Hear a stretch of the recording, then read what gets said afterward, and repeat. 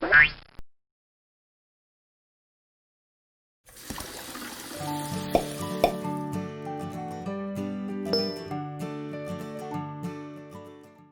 la vidéo précédente, nous avons pu explorer les changements physiques, qui, je te rappelle, sont des changements qui n'altèrent pas les molécules, ni les propriétés caractéristiques de la matière. Dans cette vidéo, nous allons passer à travers les changements chimiques. Sans surprise, les changements chimiques vont modifier la nature des molécules. Évidemment, si la nature des molécules change, il y aura aussi des changements au niveau des propriétés de la matière. Par exemple, on peut mélanger du chlore, qui est un gaz toxique, et du sodium, qui est un métal explosif, et former un des principaux ingrédients de ta cuisine, soit du NaCl, le sel de table. Ce petit exemple simple te montre bien que lors de réactions chimiques, les propriétés des molécules vont beaucoup changer.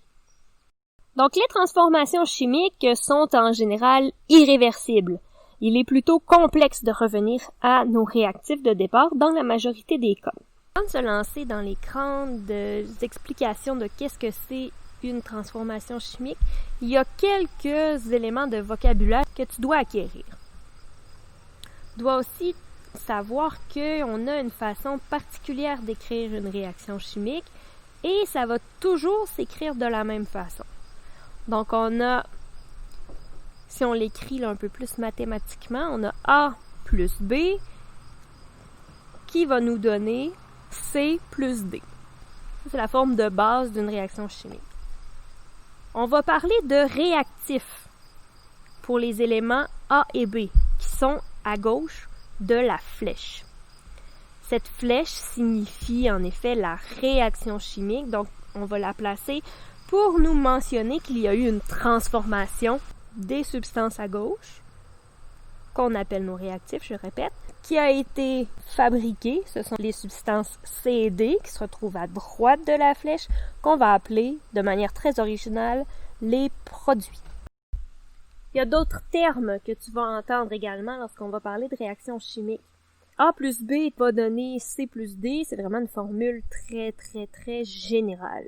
Si on y va un peu plus dans la vraie vie, on va plutôt avoir par exemple 2 Na solide plus Cl2 gazeux, la flèche, qui va nous donner 2 NaCl solide.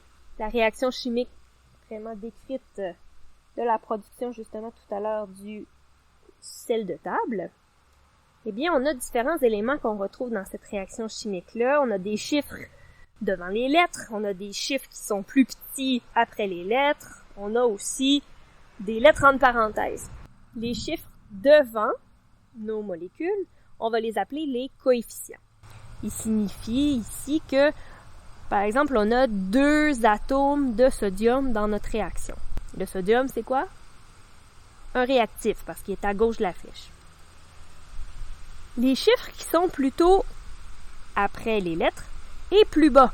C'est très important de toujours les écrire plus bas. On va les appeler les indices. Ce que ça va nous dire, c'est que dans notre molécule, on a quelle quantité d'atomes attachés ensemble. Donc, si c'est L2, ça veut dire qu'on a 2 atomes de chlore qui sont attachés ensemble. Contrairement à tout à l'heure où on avait 2 atomes de sodium qui étaient libres, parce que le 2 était devant.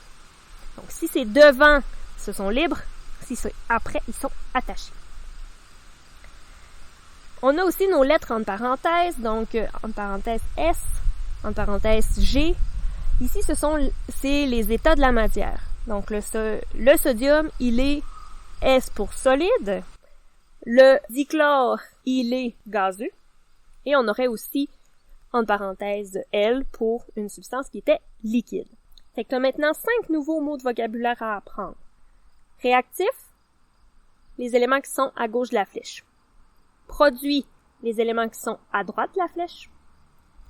Coefficient, les chiffres devant les molécules. Les indices qui sont les chiffres en bas dans les molécules, qui signifient la quantité de cet atome-là qu'on a dans notre molécule, qui sont attachés. et les lettres entre parenthèses qui signifient l'état de la matière. On reconnaît les changements chimiques à la recherche de 5 indices observables. 1. Le changement de couleur. 2. La production de gaz. Ici, le gaz peut avoir plusieurs manifestations. Ça peut être de la fumée, des bulles, une odeur ou même un bruit. 3. La production de chaleur. 4. La production de lumière. Et 5. La formation d'un précipité. Pour l'instant, c'est un peu flou, précipité, mais tu vas voir. On va faire des exemples, tu vas comprendre qu'est-ce que c'est. Commençons avec un facile. Observe ce feu de cheminée. On appelle cette réaction la combustion. Elle implique la formation de composés carboniques complexes, un mot très scientifique pour dire de longues chaînes de molécules de carbone. Ici, dans le bois, on va parler de lignine et de cellulose. Voilà à quoi ça ressemble. Donc, on va transformer ces composés complexes en composés carboniques simples, des molécules de carbone plus courtes. Ici, on va parler de cendres et de gaz carbonique. Cette transformation-là va se faire en présence d'oxygène. Donc, quels indices de réaction chimique peux-tu observer ici dans cette combustion?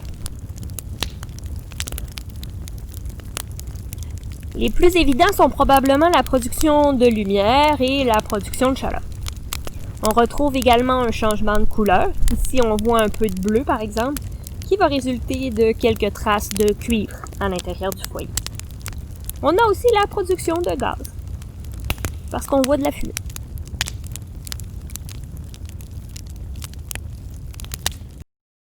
Deuxième exemple. La formation de la rouille sur une plaque de métal laissée à l'extérieur. Cette réaction chimique est une oxydation.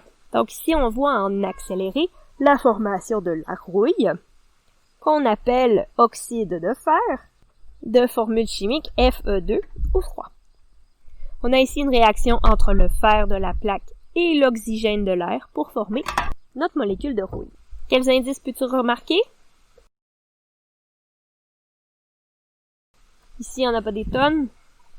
Le changement de couleur. Troisième exemple, qui va peut-être te donner un petit peu faim, regardons la fabrication du fromage.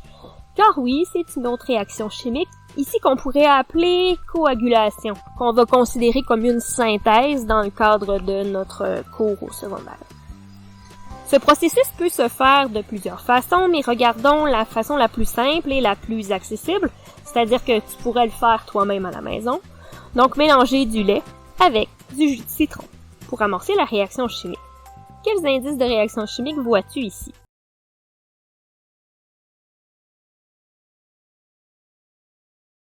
On voit un subtil changement de couleur. En effet, la masse de fromage elle est légèrement jaunâtre par rapport au lait et le liquide aussi qui va résulter de notre réaction chimique qu'on va appeler le petit lait est lui aussi plus jaunâtre que le lait présent au départ.